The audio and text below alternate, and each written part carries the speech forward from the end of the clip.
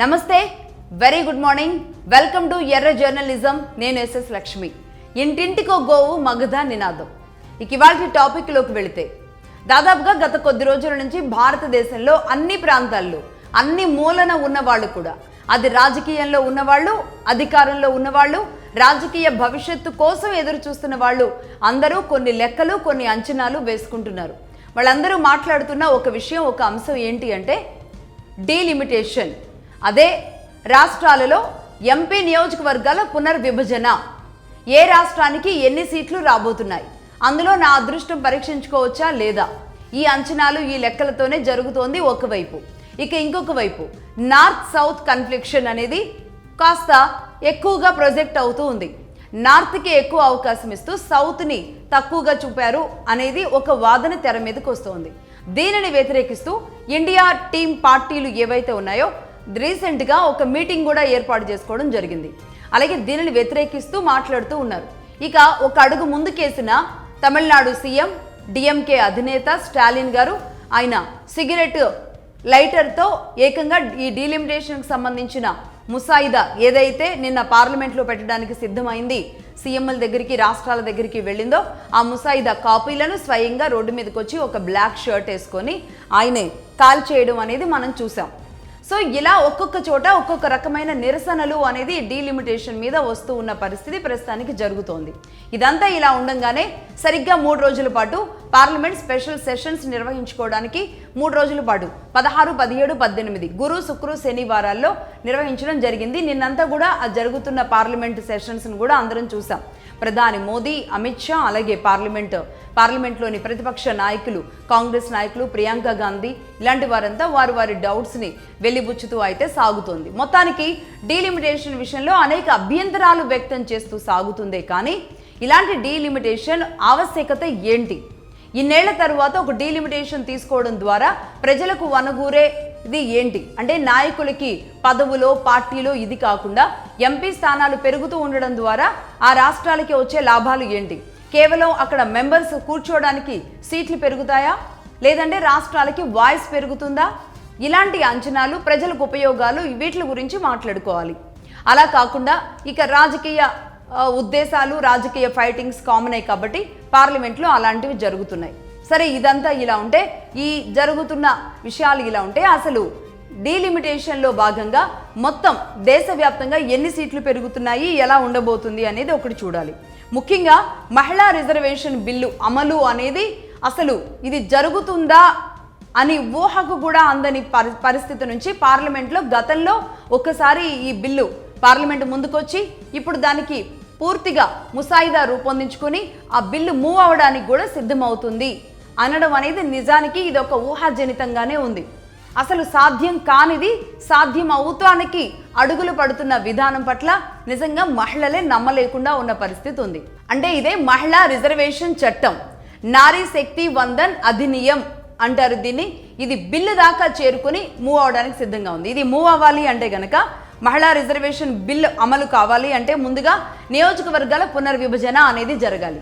ఈ నియోజకవర్గాల పునర్విభజన ఏదైతే ఉందో ఇది కూడా జనాభా లెక్కల గణన, జనగణన 2011 లెక్కల ప్రకారం ప్రస్తుతానికి ఈ బిల్లు రూపొందించినట్టుగా తెలుస్తుంది. అంటే కాంగ్రెస్ పార్టీ అధికారంలో ఉన్న సమయంలోనే, అప్పుడు అధికారంలోకి వచ్చిన తరువాత ఏదైతే గణన చేశారో 2011 గణన ప్రకారం ఈ బిల్లు రూపొందించడం జరిగింది. తద్వారా మహిళా కోటా చట్టం ప్రకారం పెరగబోయే సీట్లు ఏంటి, అలాగే ఎన్ని స్థానాలు పెరగబోతున్నాయి అంటే గనక అసలు ఊహకు కూడా ఇది అందడం లేదు. నిజానికి 543 పార్లమెంటు స్థానాలు కాస్త 850కి పెరగబోతుండడం మాత్రం నిజంగా ఆశ్చర్యానికి కలిగిస్తున్న అంశం. దాంతోపాటుగా ఇవి 850 సీట్లు పెరిగాయి అంటే కనుక 1:3 నిష్పత్తి ప్రకారం, అంటే మహిళా రిజర్వేషన్ బిల్ 33% ఏదైతే ఉందో యాజ్ పర్ ఆ బిల్ 33% 1:3 ప్రకారం, అంటే 3/1 చొప్పున మహిళలకి కేటాయించాల్సిన సీట్ల ప్రకారం 850 పార్లమెంటు సీట్లకు దాదాపుగా 283 మహిళా సీట్లు కూడా పార్లమెంట్లో పెరగబోతున్నాయి. అంటే పార్లమెంట్లో 283 మంది మహిళలు కూర్చోబోతున్నారు త్వరలో అనేది మాత్రం నిజంగా ఆశ్చర్యానికి గురి చేస్తుంది. అలాగే ఇక అక్కడి నుంచి ఏ చట్టసభల్లో అయినా సరే ఇదే బిల్ అనేది కొనసాగుతూ ఉంటుంది. మహిళా రిజర్వేషన్ 33% అనేది ఇది ఇలాగే కొనసాగి ముందుకు వెళితే మరి ఆయా చట్టసభల్లో మహిళల పర్సంటేజ్, మహిళలు ఎలా ఉంటారో, ఎంతమంది నాయకులు, ఇంటింటికో నాయకురాలు ఎలా బయటకు వస్తారో ఏంటో చూడాలి. బట్ దానివల్ల జరిగే పరిస్థితులు, పరిణామాలు, మంచి చెడులు, దానికి సంబంధించి మరో ఎర్ర జర్నలిజంలో మరో టాపిక్ మళ్ళీ తీసుకుందాం. రైట్, ఇదిలా ఉంటే సో మొత్తంగా ఇక 850 సీట్లు ఏవైతే ఉన్నాయో దీంతో ఒక రకంగా ఒక పండుగ వాతావరణమే అని చెప్పాలి. పార్లమెంటు పండుగ వాతావరణం అని చెప్పాలి. 2029 ఎన్నికలకు ఇప్పుడు కనుక ఈ బిల్లు పాస్ అయింది అంటే 2029 ఎన్నికలకు పార్లమెంట్ సీట్ల ప్రకారం ఈ 850 సీట్ల ప్రకారం వెళితే గనక యాజ్ పర్ రాష్ట్రాలు కూడా ఎమ్మెల్యే సీట్లను అలాగే పెంచుకునే అవకాశాలు ఉంటాయి. అంటే అసెంబ్లీ సీట్లు కూడా విపరీతంగా పెరుగుతాయన్నమాట. అంటే ఇక్కడ నార్త్ సౌత్ కాన్ఫ్లిక్ట్స్ గురించి మాట్లాడడం మాత్రమే కాకుండా అసలు భారతదేశాన్ని ఎలా సీట్లు పెంపుదల అనేది ఎలా చేస్తూ వెళ్ళారు, ఏ ప్రాంతంలో ఎన్ని సీట్లు ఉండేవి, ఎంతవరకు పెరిగింది అనేది చూద్దాం. నేను ప్రస్తుతానికి దాన్ని 7 భాగాలుగా తీసుకోవడం జరిగింది. ఆ 7 భాగాలు ఒకసారి చెబుతాను. నార్త్ ఇండియా అంటే ఉత్తర భారతం 151 సీట్లు ఉంటే అవి 226 సీట్లకు పెరిగాయన్నమాట. అలాగే సౌత్ ఇండియా దక్షిణ భారతం 129 సీట్లుంటే 193 సీట్లకు పెరిగాయి. అలాగే ఈస్ట్ ఇండియా తూర్పు భారతం 117 సీట్లుంటే 175 సీట్లు అయ్యాయి. అలాగే వెస్ట్ ఇండియా పశ్చిమ భారతం 76 సీట్లుంటే 114 సీట్లు పెరిగాయి. అలాగే మిడిల్ ఇండియా మిడిల్ భారతదేశం అది మధ్య భారతదేశం 40 సీట్లుంటే 61 సీట్లకు పెరిగాయి. అలాగే నార్త్ ఈస్ట్ ఈశాన్య భారతం 25 సీట్లుంటే అక్కడ 38 సీట్లకు పెరుగుతోంది. ఇక చివరిగా యూటీఏ యూనియన్ టెరిటరీ కేంద్ర పాలిత ప్రాంతాలు 19 సీట్లు ఉంటే ఇవి 35 సీట్లుగా పెరిగాయన్నమాట. మొత్తం 543 సీట్ల నుంచి 850 సీట్లకు పెరిగాయి. అలాగే మహిళా సీట్ల పెరుగుదల 252కు చేరుకోబోతుంది. ఇది ఒక గుడ్ న్యూస్గా భారతదేశంలో సీట్ల పెరుగుదల అనేది అనేక మంది నాయకులు పుట్టుకొస్తారు కాబట్టి ఇది ఒక గుడ్ న్యూస్. ఇది ఒక రకంగా పార్లమెంటు పండుగ అని ఖచ్చితంగా అయితే చెప్పొచ్చు. ఈ 3 రోజుల పాటు దీనికి సంబంధించి ఈ ముసాయిదా ఈ బిల్స్కి సంబంధించి చర్చ జరుగుతుంది. 3 రోజుల తరువాత ఈ చర్చ అంటే బిల్ పాస్ చేసిన తర్వాత ఈ చర్చ ముగుస్తుంది. మళ్ళీ స్పెషల్ సెషన్స్ అనేది మళ్ళీ తీసుకోవడం జరుగుతుంది. లేదు అంటే నెక్స్ట్ రాబోయే సమ్మర్ పార్లమెంట్ సెషన్స్లో కానీ ఆ తర్వాత వర్షాకాలంలో కానీ మరి ఎప్పుడైనా సరే దీన్ని మళ్ళీ సభ ముందుకు తీసుకొచ్చే అవకాశాలు ఉంటాయి. రైట్, ఇది ప్రస్తుతానికి జరిగిన వార్త. సో ఇలా ఈ ప్రాతిపదికన నేను చెప్పినట్లుగా 7 భాగాలుగా భారతదేశాన్ని గనక చూస్తే 7 భాగాలుగా ఇలా ఆయా రాష్ట్రాలకు అలాగే ఆ యూనియన్ టెరిటరీస్కి ఇలా సీట్లు అనేది పెరగడం జరిగిందనమాట. ఇది నెంబర్ 1. ఇక నెంబర్ 2, దీనిని వ్యతిరేకిస్తున్న రాష్ట్రాలు ఏంటి? ఈ డీలిమిటేషన్ వ్యతిరేకిస్తున్న రాష్ట్రాలు సౌత్ కానీ లేదంటే వెస్ట్ కానీ అటు సైడ్ అసలు ఎవరూ మాట్లాడడం లేదు. పూర్తిగా ఇక్కడ సౌత్ నుంచే వాయిస్ వినబడుతుంది. అది కూడా ఎక్కువగా బలంగా తమిళనాడు నుంచి వినబడుతుంది. అది కూడా సౌత్కి అన్యాయం జరిగింది అన్న విషయాన్ని తమిళనాడే నెత్తిని పెట్టుకొని ముందుకు తీసుకెళ్తున్న పరిస్థితి. కర్ణాటక, కేరళ, తమిళనాడు, తెలంగాణ, ఆంధ్రప్రదేశ్ ఈ 5 రాష్ట్రాల్లో పార్టీలు కొంచెం అంటే ఒక కాంగ్రెస్ పార్టీ కూడా అంత గట్టిగా దీనిని వ్యతిరేకించిన పరిస్థితి అయితే లేదు ఈ 5 రాష్ట్రాల్లో కూడా. కానీ డిఎంకే మాత్రం వ్యతిరేకిస్తూ మాట్లాడుతోంది. అలాగే ఇక తెలుగు రాష్ట్రాల్లో బీఆర్ఎస్ అండ్ టీడీపీ, వైసీపీ కూడా ఎక్కడ పూర్తిగా వ్యతిరేకించిన దాఖలాలు లేవు. కానీ కొంచెం సూచనలు చేస్తూ అయితే వీళ్ళు మాట్లాడుతున్న పరిస్థితి ఉంది. అంటే గట్టిగా దీన్ని వ్యతిరేకిస్తున్నట్టుగా అయితే ఏ పార్టీ ఇక్కడి వరకు ఖండించలేదు. ఇది పూర్తిగా వ్యతిరేకం, మేము అడ్డుకుంటాము లాంటి తీవ్రమైన ఉద్రిక్తమైన నిర్ణయాలకైతే మరి ఏ పార్టీలు వెళ్ళలేదు. సరే, చర్చలు జరుగుతున్నాయి కదా, తర్వాత చూద్దాం అనుకుంటున్నారా? లేదు అంటే ఓకే సంయమనంగానే ఉన్నారో సంఘీభావంగానే ఉన్నారో అయితే తెలియదు. సో మొత్తానికి కానీ అన్ని చోట్ల సౌత్లో కొన్ని ఇబ్బందికర పరిస్థితులు ఉన్నాయి అంటూ కొంతమంది పైకి గట్టిగా మాట్లాడినప్పటికీ లోపల గొణుక్కుంటున్న పరిస్థితి అయితే చాలా స్పష్టంగా ఉంది. అందులో భాగంగా ఈ 5 స్టేట్స్తో పాటుగా సౌత్లోని 5 స్టేట్స్తో పాటుగా ఇక లెఫ్ట్ పార్టీలు ఉండనే ఉన్నాయి. మహారాష్ట్ర నుంచి శివసేన, వెస్ట్ బెంగాల్ నుంచి తృణమూల్ కాంగ్రెస్ ఉండనే ఉంది. ఎన్డీఏ ఏ నిర్ణయం తీసుకున్నా ముందుగా తాను వ్యతిరేకించడానికి జై కొట్టడానికి చెయ్యెత్తి కూర్చుంటారు మమతా బెనర్జీ ఎప్పుడూ కూడా. సరే, ఇలా వ్యతిరేకిస్తూ ఉన్నారు. వ్యతిరేకించడంలో కూడా అభ్యంతరాలు చెప్పడంలో రాష్ట్రాలు తప్పేం లేదు. బట్ అయితే ఇక్కడ సౌత్ విషయానికి వచ్చే వరకు చెబుతున్న అభ్యంతరాలు ఏంటి అనేది ఒకసారి మాట్లాడదాం. సౌత్ వరకు ఏం చెబుతున్నారు అంటే ఇక్కడ రాజకీయ ప్రాధాన్యం తగ్గిపోతుంది సౌత్ స్టేట్స్కి. ఎందుకు అంటే ఇప్పుడు జనాభా ప్రాతిపదికన ఏదైతే ఈ విభజన జరుగుతుందో దీని ద్వారా 24% ఇప్పుడు ప్రస్తుతానికి పార్లమెంట్లో బలంగా ఉన్న సౌత్ ఎంపీలు 24%తో ఉన్న సౌత్ ఎంపీలు ఏదైతే ఉందో అంతకంటే పెరగకపోగా ఇప్పుడు 19%కి తగ్గింది. అంటే సీట్లు పెరుగుతున్నాయి కానీ పర్సంటేజ్ వైజ్గా తగ్గిపోయింది. ఈ పర్సంటేజ్ వైజ్గా తగ్గడం అనేది రేపు మాకు మంచిది కాదు అనేది ఒక వాదన. ఇక నెంబర్ 2, దశాబ్దాలుగా కుటుంబ నియంత్రణ అమలు చేసిన రాష్ట్రాలకు ఇప్పుడు సీట్లు తగ్గించి జనాభా పెరిగిన ఉత్తరాది రాష్ట్రాలకు మాత్రం సీట్లు పెంచడం అనేది ఎంతవరకు సమంజసం అనేది మరొక వాదన. ఇక అలాగే నెంబర్ 3, ఎక్కువ పన్నులు చెల్లించే సౌత్ స్టేట్స్కి ఇంత పెద్ద అన్యాయం చేయడం అనేది కరెక్ట్ కాదు. 5% అనేది మేము తగ్గించుకునే పరిస్థితికి వెళ్ళిపోయింది. మిగతా అన్ని ప్రాంతాలకి కూడా ఇలా జరగలేదు అనేది సౌత్ రాష్ట్రాలు లోపల మాట్లాడుతున్న కొన్ని పార్టీలు, బాహాటంగా బలంగా మాట్లాడుతున్న ఇంకొన్ని పార్టీలు. ఇక మరీ ముఖ్యంగా ఒక అడుగు ముందుకేసి అయితే డిఎంకే అధినేత అలాగే తమిళనాడు ముఖ్యమంత్రి స్టాలిన్ గారు ఏకంగా సిగరెట్ లైటర్తో ఆయన ఆ ముసాయిదా బిల్, ఇవాళ పార్లమెంట్లో జరగబోతున్న ఈ ముసాయిదా బిల్, నిన్నటి నుంచి జరగబోతున్న బిల్ ఏదైతే ఉందో ముఖ్యమంత్రిగా తనకు వస్తుంది కాబట్టి బ్లాక్ షర్ట్ వేసుకొని ఆయన ఆ సిగరెట్ లైటర్తో ఆ కాగితాలను నిన్న కాల్చడం కూడా చూసాం మనం. సో ఆయన ఒక అడుగు ముందుకే వేసి దానిని ఈ విధంగా తన వ్యతిరేకతని చూపించారనమాట, ఈ స్థాయిలో చూపించారు. అంటే ఒక రాష్ట్ర ముఖ్యమంత్రి అవ్వడం వల్ల ఆయన ఇలా నిరసనలు తెలపకూడదు అనేమీ లేదు, అది ఆయన ఇష్టం, ఆయన తెలపొచ్చు. కాబట్టి ఆయనతో పాటు ఇంకా రాష్ట్రంలో ఉన్న వాళ్ళందరూ కూడా అదే బాటను బట్టి ఇలా కాగితాలు కాల్చుకుంటూ వెళ్ళిపోతే అలా సిగరెట్ లైటర్స్తో అది ఇంకొక రూపంగా వెళ్ళిపోతుంది.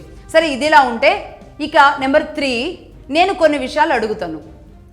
ఇదే రాష్ట్ర ప్రభుత్వాలు, అది సౌత్లో ఉన్న రాష్ట్ర ప్రభుత్వాలు కావచ్చు, నార్త్లో ఉన్న ఏదైనా రాష్ట్ర ప్రభుత్వాలు, వెస్ట్ బెంగాల్ లాంటి, మహారాష్ట్ర లాంటి రాష్ట్ర ప్రభుత్వాలు ఆలోచించుకోవాల్సిన కొన్ని విషయాలు. నిజానికి మన సౌత్లో, ఇంకా చెప్పాలంటే తెలుగు రాష్ట్రాల్లో ఒక ఎమ్మెల్యే నియోజకవర్గానికి, ఒక ఎంపీ నియోజకవర్గానికి అయ్యే ఖర్చుతో నార్త్లోని ఒక రాష్ట్రానికి ఎలక్షనీర్ నడపొచ్చు ఆ డబ్బుతో. అర్థమైందా?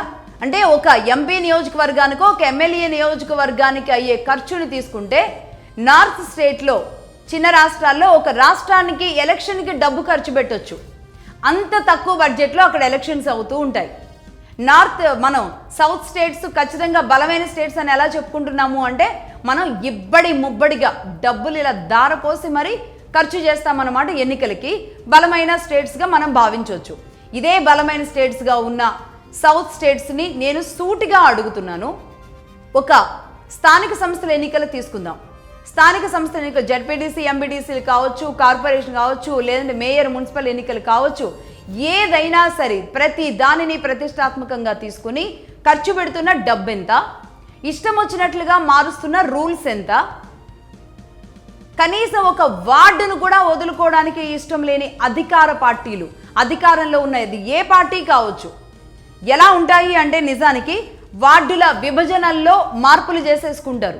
వార్డుల విభజనల్లో మార్పులు చేస్తారు, రిజర్వేషన్ల ఖరారులో జాప్యం చేస్తారు. అంటే వార్డుల విభజనలో మార్పులు అంటే వాళ్ళకు అనుకూలంగా ఉండే వార్డులేవి, ఏ వార్డుని ఎలా మలుచుకోవాలి, దేనికి రిజర్వేషన్లు ఇచ్చుకోవాలి, ఏది మనదవుద్ది, ఏది మనది కాదు, ఎక్కడ మన ఓటర్లు ఉన్నారు, దానికి అనుకూలంగా మన వాళ్ళగా తిప్పుకోవాలి అంటే ఎక్కడికెక్కడికి గీతలు పెట్టాలి ఆ వార్డులకి.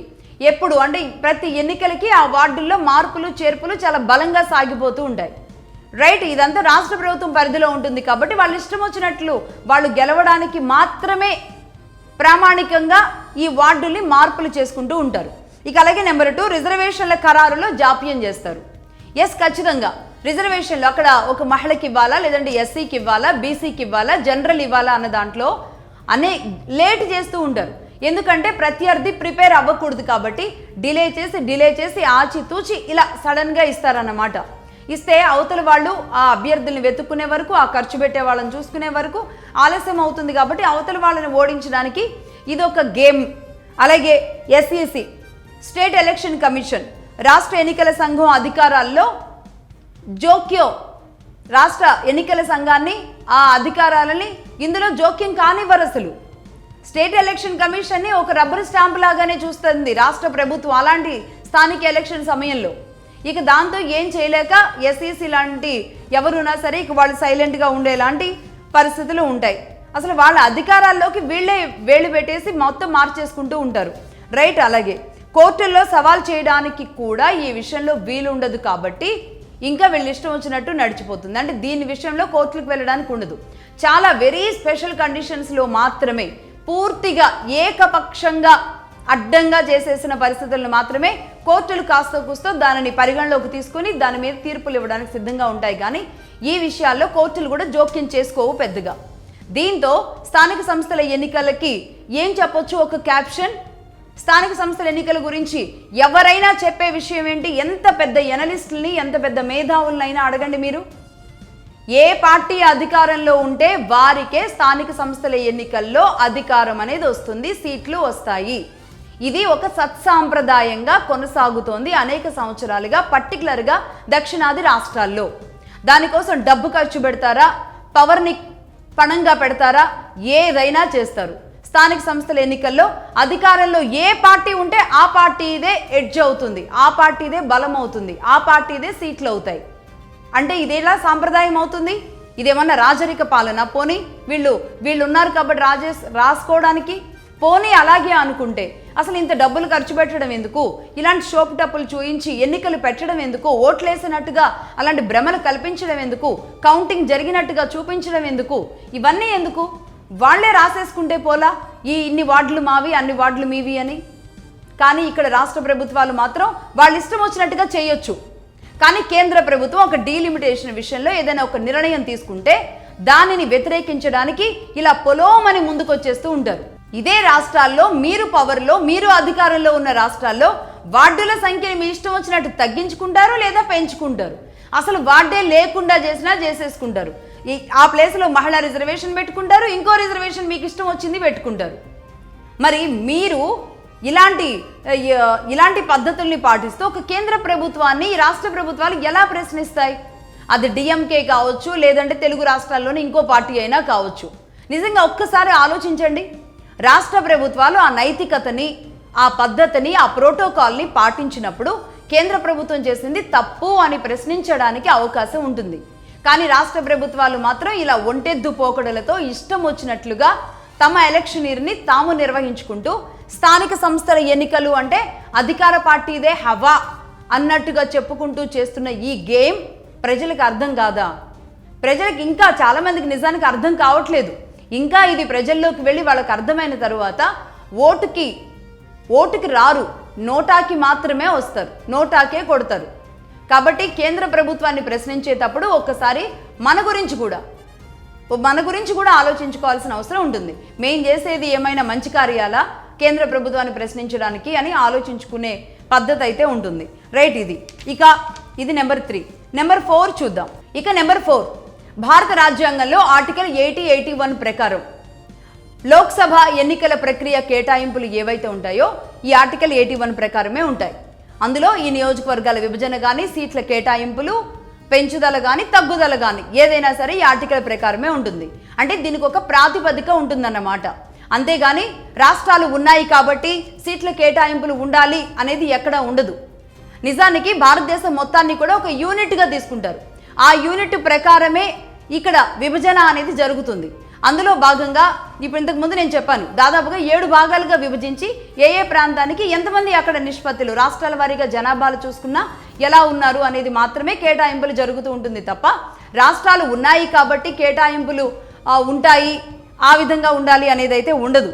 రైట్. ఇదిలా ఉంటుంది. దీంతో పాటుగా అసలు కొన్ని రాష్ట్రాలు, దాదాపుగా 9 రాష్ట్రాల్లో ఇప్పటికీ ఈ క్షణానికి కూడా ఒక్క రాష్ట్రానికి ఒక్క ఎంపీ మాత్రమే ఉన్న ప్రాంతాలు 9 ఉన్నాయి.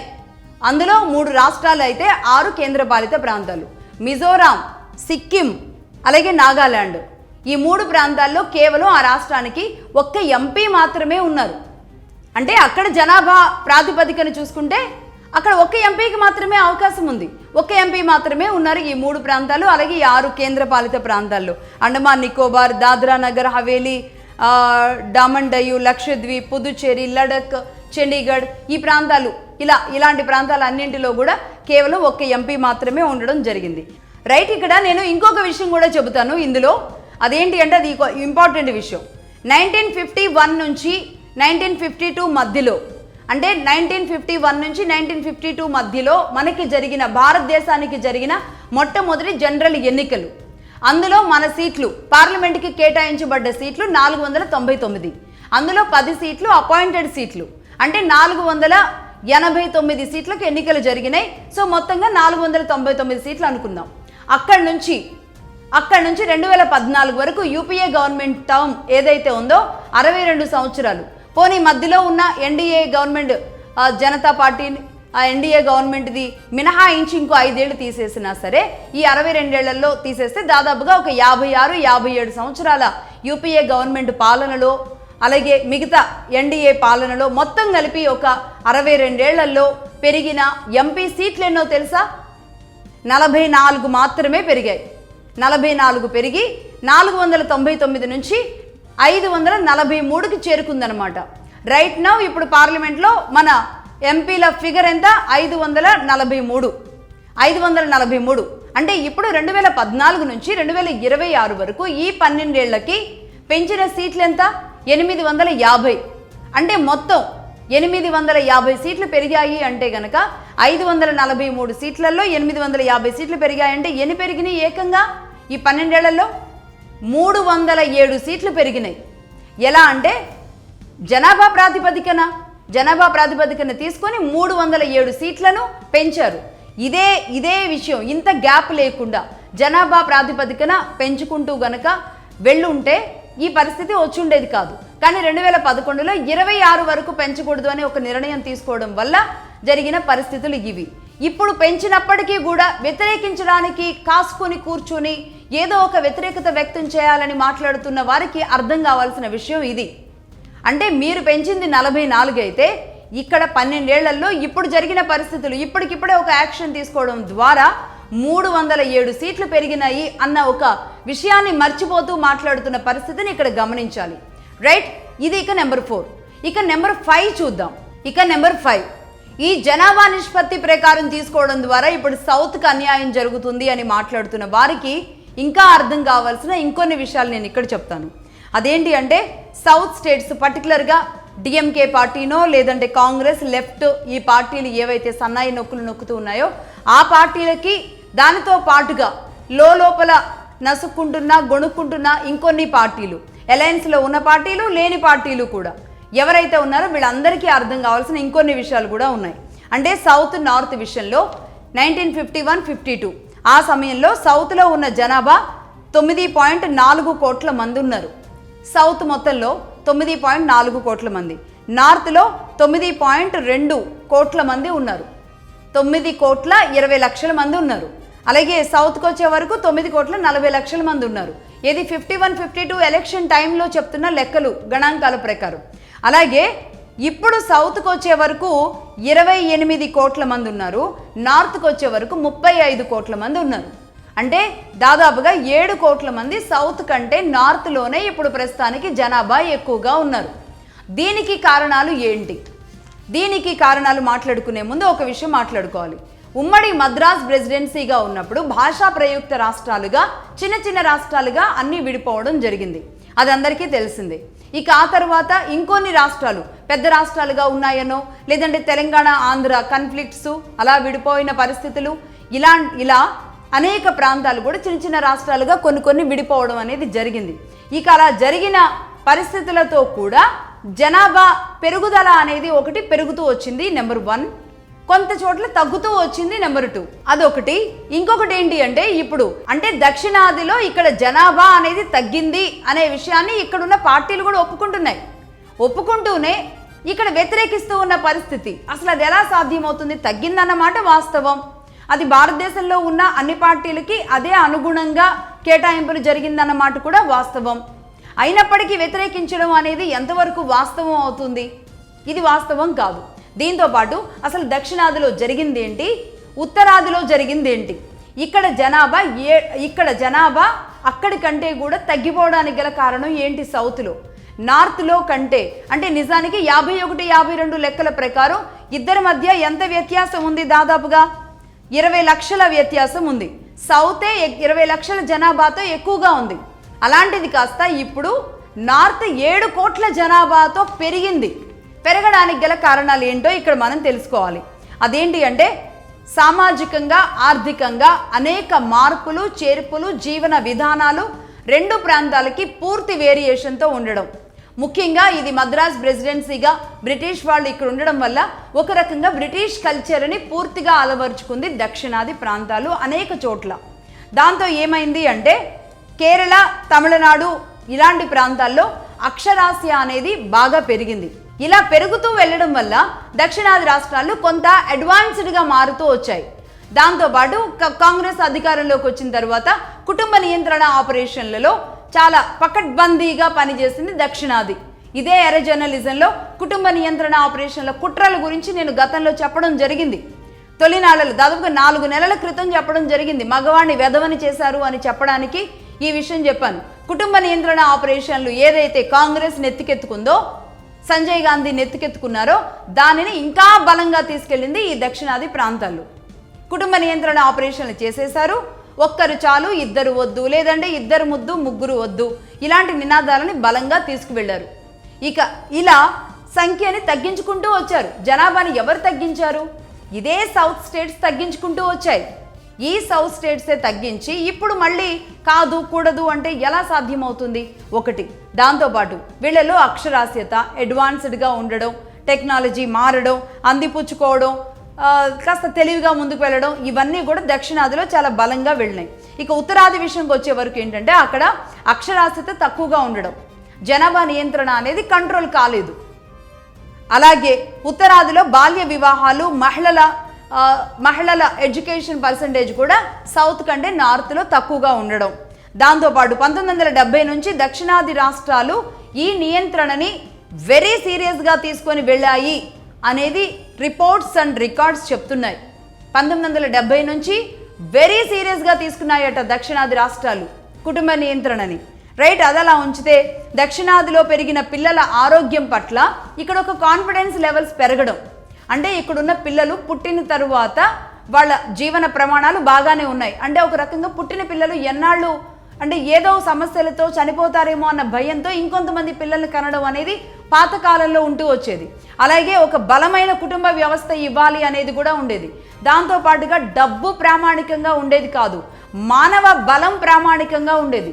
అయితే దానిని ఉత్తరాది వదులుకోలేదన్నమాట ఒక రకంగా. ఇప్పుడు ముస్లిం మతంలో ఆ కమ్యూనిటీలో ఎలా అయితే వాళ్ళంతా బలంగా ఆ వ్యవస్థని పెంచుకోవాలి అని ఆలోచిస్తారో, సేమ్ భారతదేశ వ్యవస్థే అది, ఆ పునాదులే అది. దానిని దక్షిణ భారతదేశం వదిలేసింది, ఉత్తర భారతదేశం కంటిన్యూ చేసింది. కంటిన్యూ చేయడమే కాదు, అంటే వాళ్ళు వ్యవసాయం చేసుకునైనా బతుకుతారు, పాడి మీద బతుకుతారు, ఏదో ఒక రకంగా బతుకుతారు. కానీ వాళ్ళకు ఒక 4-5 డజన్ పిల్లలు ఉండాలని కోరుకుంటారన్నమాట. అలా గంగా, యమున, మైదానం అవన్నీ కూడా సారవంతమైన ప్రాంతాలు అవడం వల్ల భూమి ఉంది కాబట్టి బిడ్డలు ఉంటారు అన్నట్టుగా ఉత్తరాది తన పాపులేషన్ని పెంచుకుంటూ వెళ్ళింది. అంతేగాని నియంత్రణ చేసి ఇద్దరితో ఆపేద్దాం, బిడ్డలు లేకుండా చేద్దాం అనే పద్ధతిలోకి ఆ కుటుంబాలు వెళ్ళలేదు, ఆ మహిళలు వెళ్ళలేదు. నిజానికి ఇక్కడ జరిగిన పరిస్థితులన్నీ వేరు.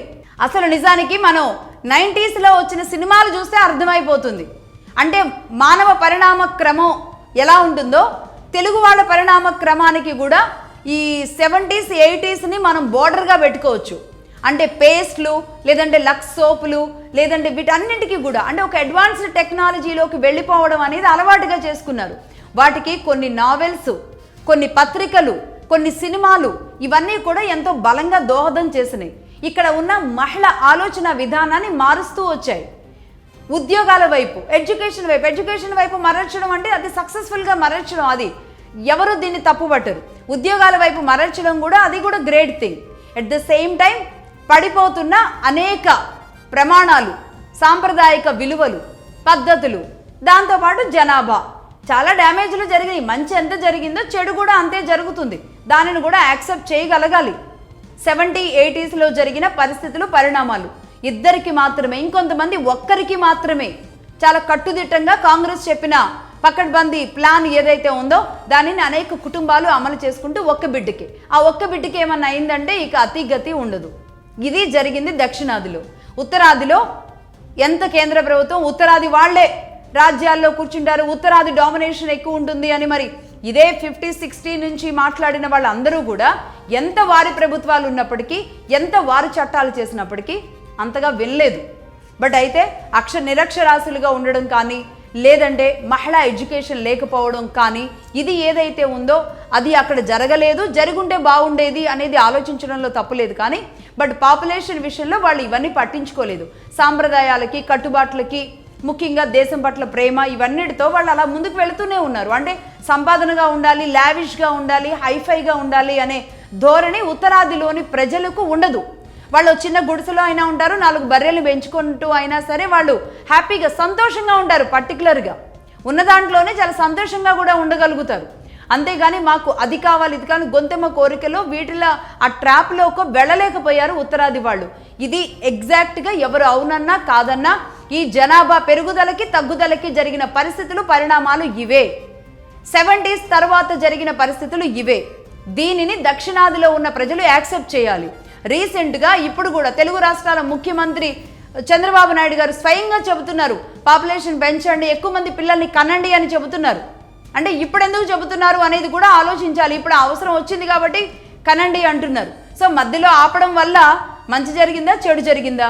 ఇప్పుడు పెంచడం వల్ల మంచి జరుగుతుందా, చెడు జరుగుతుందా? ప్రభుత్వాలు ఆలోచించాలా, ప్రజలు ఆలోచించాలా? ఇక ఇంత టెక్నాలజీ వచ్చిన తర్వాత ఒక్కళ్ళని ఇప్పుడున్న టెక్నాలజీలో వైఫ్ అండ్ హస్బెండ్ ఉద్యోగాలు పూర్తి స్థాయిలో కమిట్మెంట్గా పనిచేస్తున్న ఈ సమయంలో ఒక్కళ్ళని పెంచడమే కష్టమవుతుంది. ఇప్పుడు 3-4 ఎలా పెంచగలుగుతారు? ఇన్ని పరిస్థితులు దక్షిణాదిని చుట్టుముడుతూ వచ్చాయి. ఇది టు బి కంటిన్యూడ్, ఇది ఇలాగే ఉంటుంది, కంటిన్యూ అవుతూనే ఉంటుంది. ఇది 5వ విషయం. ఇక చివరిగా ఇంకొక విషయం అడుగుతాను. ఏదైతే ఇలా కాగితాలు కాల్చేసి పార్లమెంటుని స్తంభింపజేసేసి బాహాటంగా అరిసేసి ఎన్డీఏ గవర్నమెంటో మోడీ గారో ఒక నిర్ణయం తీసుకుంటే దీనిని తప్పుపడుతూ మాట్లాడుతున్న ఈ పార్టీలకి, సౌత్లో ఉన్న పార్టీలకే నేను సూటిగా ఒక విషయాన్ని అడుగుతున్నా. నిజానికి ప్రజాస్వామ్యం అంటే ఏంటి? అంటే ప్రజల్ని భాగస్వామ్యం చేసి వాళ్ళు ఎన్నుకోవడం ద్వారా నాయకులు ఏర్పడి ప్రభుత్వాలు ఏర్పడడం, ఇదే కదా. ఇందులో ఒక పార్టీకి ఇంకొక పార్టీకి మధ్య, అంటే గెలుపు ఓటమికి మధ్యలో వేరియేషన్ ఎంత ఉంటుంది చెప్పండి? గెలుపు ఓటమికి మధ్యలో వేరియేషన్ తెలుగు రాష్ట్రాల్లోనే లెక్కలేసుకోండి, జస్ట్ 1 to 1.5%. ఇంకా చెప్పాలంటే 2-3% డిఫరెన్స్ మాత్రమే ఉంటుంది. అంటే దాదాపుగా ఒక 1-2% గ్యాప్తో ఇటు ఓడిపోయిన పార్టీకి, ఓటమి ఉన్న పార్టీకి ప్రజలు అన్ని ఓట్లు వేశారన్నమాట. మరి గెలిచిన పార్టీకి కేవలం ఒక 2% ఎక్కువ ఉన్నారు. మరి ఒకవేళ నిజంగానే జనాభా ప్రాతిపదికన తీసుకోవాలి అని ఈ సౌత్ స్టేట్స్, సౌత్ పార్టీలో మాట్లాడుతున్న వాళ్ళకి మరి ఇంకొకటి కూడా ఉంది, అదే ప్రపోర్షనల్ రిప్రజెంటేషన్ అనేది గతంలో కూడా అక్కడక్కడ వినబడింది. కొన్ని దేశాలు దీనిని అమలు చేస్తున్నాయి. అది దామాషా పద్ధతి అంటారు. దామాషా పద్ధతి ఎందుకంటే ఈ సౌత్ స్టేట్స్లో ఓడిపోయిన పార్టీలను కూడా గుర్తించాలి. ఎందుకంటే ఒక పార్టీకి దాదాపుగా 1 కోటి మంది ఓట్లు వేశారు అనుకుందాం, ఇంకొక పార్టీకి 1,10,00,000 1,10,000 ఓట్లు వేశారు. ఈ 10,000తో మాత్రమే వీళ్ళు గెలవడం జరిగింది. అంటే ఇక్కడ 1 కోటి మంది ఎవరైతే ఉన్నారో ఇంక వాళ్ళంతా ఓడిపోయినట్టేనా? ఈ 1 కోటి మంది ప్రజలు ఓటమి పాలైనట్టేనా? ఈ 1 కోటి మంది ప్రజల అభిప్రాయానికి విలువ లేనట్టేనా? వాళ్ళ ఓటుకి విలువ లేనట్టేనా? ఇంకా రేపు ఎందుకు ఓటేయాలి అనే భావన వస్తుంది కదా. అందుకే ఇప్పుడు ఈ ప్రపోర్షనల్ రిప్రజెంటేషన్ దామాషా పద్ధతిలో గనక వెళితే అది బెస్ట్ కదా. ఇంకా అంటే యాజ్ పర్ ఒక నియోజకవర్గానికి ఓట్ల ప్రకారం, అది ఎమ్మెల్యే నియోజకవర్గమైనా ఎంపీ నియోజకవర్గమైనా, ఓడిపోయిన పార్టీకి కూడా దాని ప్రకారం ఆ ప్రజల ఓట్ల పర్సంటేజ్ ప్రకారం, ఆ రిప్రజెంటేషన్ ప్రకారం వాళ్ళకు కూడా సీట్లు కేటాయించారనుకోండి, వాళ్ళకు కూడా సీట్లు కేటాయిస్తే గెలిచింది మాత్రమే కాదు, ఓట్ల ప్రకారం వాళ్ళకు వచ్చిన ఓట్ల ప్రకారం వాళ్ళ లెక్క ప్రకారం కనుక కేటాయిస్తే ఖచ్చితంగా దగ్గరగా ఉంటారు, ఈక్వల్గా ఉంటారు. ఇంకా అంటే ఒక పొలిటికల్ పార్టీకి 50 లక్షల ఓట్లు పోలైనవి, కాకపోతే 1 ఓటు తేడాతో 2 ఓట్ల తేడాతో అతను ఓడిపోయాడు. అంటే ఈ 50 లక్షల మంది ఓట్లు అనేది వృధా అయిపోయినట్టే, అవి మురిగిపోయినట్టే, వాళ్ళ అభిప్రాయానికి విలువ లేనట్టే, వాళ్ళని ప్రజలుగా అంటే ప్రతిపక్షానికి ఓటేసిన వాళ్ళగా వాళ్ళని కన్సిడర్ చేయనట్టే. ఖచ్చితంగా వాళ్ళు మళ్ళీ ఇటువైపు అంటే ఈ పార్టీ వైపు లేరు, ఆ పార్టీ వైపు ఉన్నారు అని ఒక రకంగా ప్రజల్ని విడగొట్టినట్టే. అందుకే ఇదే దామాషా పద్ధతిలో వెళితే సరిపోతుంది. ఇంకా ఎగ్జాంపుల్గా చెప్పాలి అంటే నేను ఇంకొకటి కూడా చెప్తా. తమిళనాడులో నాన్ తమిళ కచ్చి అన్న పార్టీ ఒకటి ఉంది. సీమన్ 2 సార్లుగా ఆయన ఎన్నికల్లో పోటీ చేస్తున్నారు. నిజానికి సీమన్ గురించి నేను గతంలో కూడా చెప్పడం జరిగింది. సీమన్ ఆయన ప్రచారం చేసినా చేయకపోయినా, ప్రచారానికి వెళ్ళినా వెళ్ళకపోయినా, పోస్టర్లు వేసినా వేయకపోయినా ఒక 30 లక్షల ఓట్లు అట్లా వచ్చి పడతాయి. మరి తనకు కూడా సీట్లు ఇచ్చేస్తే సరిపోతుందిగా. 30 లక్షల మంది తనను నమ్మి అతడు గెలవడు అని తెలిసిన తర్వాత కూడా అతడికి ఓటేశారు అంటే ఆ ప్రజల అభిప్రాయానికి విలువ లేదా? ఆ ప్రజల నమ్మకానికి, ఆ ప్రజలు కోరుకున్న ఆశకి మరి మనం గుర్తింపు లేదా? గుర్తించాలి. మరి అది దామాషా పద్ధతి. మరి ఆ పద్ధతిని ఏమైనా ఈ రాష్ట్రాలు ఒప్పుకుంటాయా? ఇదే సీమన్ కోసం నేను ఇంకొక ఎగ్జాంపుల్ కూడా గతంలో చెప్పడం జరిగింది. అసలు ఆ సీమన్ ఎవరికి డబ్బులు కూడా ఇవ్వరు. ఇంకా అతనే ఒక హుండీ పెడితే వర్షంలో కూడా తడుచుకుంటూ అతడు చెప్పే ప్రసంగాలు వినుకుంటూ ఇంకా అతడు పెట్టిన ఆ డబ్బా ఏదైతే ఉందో ఆ డబ్బాలో 10 రూపాయలు 20 రూపాయలు వేసి హుండీలో వేసినట్టుగా వేసి వెళతారు. ఇదే తమిళనాడులో ఏ డిఎంకే పార్టీ అయితే ఇది సౌత్ ఇండియాకి అన్యాయం అని గుండెలు బాదుకుంటుందో ఇదే డిఎంకే పార్టీకి అర్థం కావాల్సిన విషయం. అదే చోట 2 సార్లుగా సీమన్ 30 లక్షల ఓట్లు తెచ్చుకుంటున్న మరి సీమన్కి ఇదే దామాషా పద్ధతిలో ఇవ్వడానికి మరి స్టాలిన్ గవర్నమెంట్ సిద్ధంగా ఉంది అంటే గనక కేంద్ర ప్రభుత్వం దగ్గర కూడా తను అడగడానికి అర్హుడవుతారు. కానీ వీళ్ళు అడగరు, వీళ్ళు మాట్లాడరు. ఇక అదే విధంగా ఈ జనాభా పాపులేషన్ ప్రకారం నేను ఇంతకు ముందు చెప్పిన ఎగ్జాంపుల్ ఒకటైతే ఇంకొక ఎగ్జాంపుల్ అటు ఈస్టర్న్ స్టేట్స్, నార్త్ ఈస్ట్ స్టేట్లోనూ జరుగుతున్న పరిస్థితులు, పరిణామాలు. ఇదే వెస్ట్ బెంగాల్లో బంగ్లాదేశ్ నుంచి, మయన్మార్ నుంచి కుప్పలు తెప్పలుగా వస్తున్న రోహింగ్యా ముస్లింలను అడ్డుకట్ట వేయడానికి ఆ రాష్ట్రాలు వినవు. వాళ్ళ పాపులేషన్ వాళ్ళ స్టేట్ గవర్నమెంట్కి పెరగడానికి ఉపయోగపడుతుంది. కాబట్టి దానిని నియంత్రించడానికి ఇదే ఎలక్షన్ కమిషన్ వెళ్ళే ప్రయత్నం చేస్తే రాళ్లేసి కొడతారు. ఎలక్షన్ కమిషన్ అక్కడ దాదాపుగా 1 కోటి ఓట్లను తొలగించిందంటేనే అర్థం చేసుకోవచ్చు. 1 కోటి ఓట్లను గుర్తించి అందులో 70 లక్షల ఓట్లను తొలగించడం జరిగింది. అప్పుడు దాన్ని వ్యతిరేకిస్తారు. మరి ఇప్పుడు తగ్గాయి పెరిగాయి అంటే దీన్ని వ్యతిరేకిస్తారు. అసలు ఏ స్టాండ్లో ఉన్నట్టు ఈ పార్టీలు? DMK and Trinamool Congress, Shiv Sena, Congress, left పార్టీలు అంటే ఏ స్టాండ్ మీద ఉండి మాట్లాడుతున్నాయి? అక్కడేమో సిఏఏని యాక్సెప్ట్ చేయరు, ఎన్ఆర్సీని యాక్సెప్ట్ చేయరు. అలాగే రోహింగ్యా ముస్లింని కంట్రోల్ చేయమంటేనేమో అక్కడ అడ్డుకట్ట వేయరు. అలా రాష్ట్ర ప్రభుత్వాలు, కేంద్ర ప్రభుత్వం చెప్పింది వినరు. ఇలా ఇప్పుడు పెరిగిన తరువాతేమో ఇదే డిఎంకే పార్టీ మరి మాకు జనాభా లేరో మొర్రో, మేము కుటుంబ నియంత్రణ పాటించాం మొర్రో అంటే మరి వెస్ట్ బెంగాల్ని మరి కట్టడి చేయాలి కదా. మరి సీఏని పంపిస్తుంటే ఎందుకు మీ జనాభాని పెంచుకుంటున్నారు, మీ సీట్లు పెంచుకోవడానికి అని మరి ఇదే సౌత్ ఇండియా స్టేట్గా రిప్రజెంటేటివ్గా మాట్లాడుతున్న స్టాలిన్ గారు మరి ఆనాడు కూడా మాట్లాడాలి కదా. ఇదే సెంట్రల్ చీఫ్ ఎలక్షన్ కమిషన్ డైరెక్ట్గా రాష్ట్రంలోకి వెళితే ఎయిర్పోర్ట్ దాకా రాళ్లు పెట్టి తరిమి కొట్టారు వెస్ట్ బెంగాల్లో. మరి ఆ రోజు ఇదే తమిళనాడు సీఎం నోరు ఏమైపోయింది అని అడిగితే ఏమంటారు? ఇది పరిస్థితి. అంటే ఒక ఎన్డీఏ గవర్నమెంట్ ఒక నిర్ణయం తీసుకుంది, మోడీ ప్రభుత్వం ఒక నిర్ణయం తీసుకుంది, దీనిని వ్యతిరేకించాలి, అడ్డుకట్ట వేయాలి, ప్రజల్లో ఒక నెగిటివ్ క్రియేట్ చేయాలి. దట్టు ఇక త్వరలో ఎన్నికలు రాబోతున్నాయి కాబట్టి ఇంకాస్త హడావుడి చేయాలి. అంతేగాని అసలు జరుగుతున్న ఏంటి, నిజాలను యాక్సెప్ట్ చేయలేని పరిస్థితుల్లో రాష్ట్రాల్లో అధికారంలో ఉన్న పార్టీలు వ్యవహరిస్తున్న తీరు ఏదైతే ఉందో ఇది ఒక దుర్మార్గమైన చర్యగా మాత్రం ఖచ్చితంగా అభివర్ణించవచ్చు. ఇది రాష్ట్రానికి కేంద్రానికి మధ్య కన్ఫ్లిక్ట్స్ చేస్తూ పర్టికులర్గా సౌత్ ఇండియాకి లేదంటే నార్త్ ఇండియా మధ్య అగాధాలు సృష్టిస్తూ కావాలనే దీన్ని అవకాశంగా మలుచుకోవడానికి చేస్తున్న ప్రయోగంగా చూడాలి. అందుకే ఈ విషయం అడుగుతున్నాం. సిఏఏ ఎన్ఆర్సీ విషయంలో ఇదే ఎన్డీఏ గవర్నమెంట్ ఎంత కాలం నుంచి పోరాటం చేస్తుంది, ఎన్ని వ్యతిరేకతలను ఎదుర్కోవాల్సి వచ్చింది. ఈనాటికి ఎక్కడైనా ఏ రాష్ట్రంలో అయినా సిఏఏ అమలు అవుతుందా? అదే అమెరికాలో ఇల్లీగల్ ఇమిగ్రెంట్స్ అని చెప్పి ట్రంప్ ఒక ఆదేశం ఇస్తే ఉరుకులు పరుగులు పెట్టుకుంటూ తట్టా బుట్టా సర్దుకొని వచ్చేసారా లేదా? ఇదే భారతదేశంలో ఎవరు అడ్డుకుంటున్నారు? రాష్ట్రాలే అడ్డుకుంటున్నాయి. అదే ట్రంప్ తీసుకున్న నిర్ణయాలు పక్కనున్న దేశాలు కూడా అడ్డుకోలేకపోతున్నాయి. ఇదే రాష్ట్రాలు అడ్డుకొని కోర్టులకు వెళ్ళి ఏదో రకంగా బ్రేకులు వేస్తున్నది ఎవరు? అదే ఇల్లీగల్ ఎవరు, లీగల్ ఎవరు, భారతదేశంలో ఉన్నవాళ్ళు ఎవరు అని లెక్కలు తేలిన తర్వాత అదే తర్వాత జనగణన జనాభా ప్రాతిపదికన వేరేలా ఉండేది. ఆ లెక్క చేయడానికి ఒప్పుకోరు, ఆ లెక్కించడానికి మీరు ముందుకు రారు. ఇప్పుడేమో ఆ రాష్ట్రానికి పెరిగింది అని ఏడుపులు, మా రాష్ట్రానికి పెరగలేదు అని ఇంకో ఏడుపులు. దీనిని ఎలా చూడాలి? ఇది ఒక రెండు నాలుకల ధోరణి. సొంత రాష్ట్రాల్లో సొంత దేశాన్నే సొంత మనుషులే పార్టీలు వేరు అవ్వడం అనే ఒక చిన్న కారణంతో వ్యతిరేకించడం, రెండు నాలుకల ధోరణిగా వ్యవహరించడం అనేది ఇది భారత ప్రభుత్వానికి, రాజ్యాంగానికి, మన రాజ్యానికి మంచి విధానం కాదు అనేది గుర్తించగలగాలి. రైట్, ఇది ఇలా ఉంటే దీంతో పాటు ఇదే డిఎంకే పార్టీని ఇంకొకటి అడుగుతాను చివరిగా. నిజానికి పెరియార్ భావజాలం ఎలా ఉంటుంది? భారత జాతీయ జెండాని కాల్చేశారు, ఇదే పెరియార్. అలాగే భారత రాజ్యాంగాన్ని కాల్చేశారు, ఇదే పెరియార్. ఇక సనాతనమని హిందుత్వ దేవుళ్ళు గుడుల్ని ఎలాగో బద్దలు కొట్టేశారు, దారుణాలు చేశారు.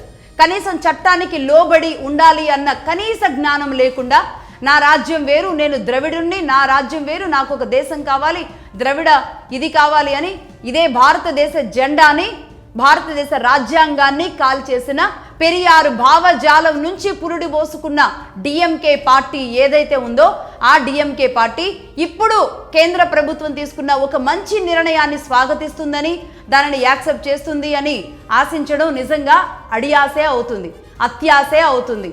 ఇక ఇంతకంటే ఘోరం అనేది ఉండదు.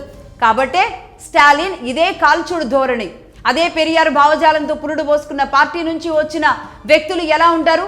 ఇలాగే కాలుస్తారు. భారతదేశం ఏ నిర్ణయం తీసుకున్నా మేము భారతదేశంలో వ్యక్తులం కాదు అన్నట్టుగా వ్యవహరిస్తూ ఉంటారు. మరి ఇంకా తమది ఏ దేశమో, ఏ దేశంలో ఉన్నారో, మరి ఏ రాజ్యాంగాలు అమలు చేసుకుంటున్నారు అనేదైనా చెప్పాలి. కాబట్టి ఇలాంటి వాళ్ళ నుంచి ఇంతకంటే గొప్పగా ఏది ఆశించలేం అని చెప్పడం మాత్రమే చేయగలం. That's all for now. చూస్తూనే ఉండండి మగధా న్యూస్. నేను లక్ష్మి, సైనింగ్ ఆఫ్.